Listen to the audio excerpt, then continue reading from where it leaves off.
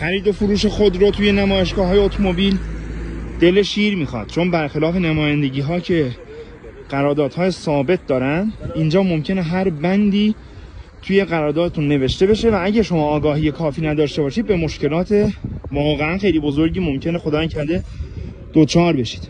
من رامین عطایی هستم، سابقه 20 سال خرید و فروش خودرو توی نمایندگی و بازار آزاد شهرهای متفاوت دارم و از طرفی کارشناس حقوقی هستم که نظارت بر قرارداد شما رو میتونم انجام بدم تا دچار مشکلات حقوقی نشید. توصیه میکنم حتما این کار رو و این خرید و فروش رو با مشاوره هاتون انجام بدید. نگهدارتون، موفق و مؤید باشید.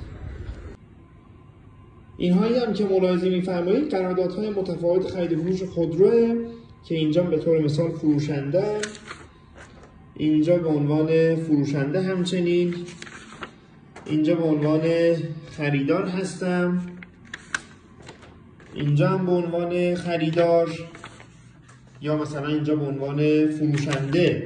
از این دست قراردادها هم زیاد داشتیم، کم نبوده. این موارد متفاوت در نمایشگاه‌های متفاوت، شهرهای متفاوت.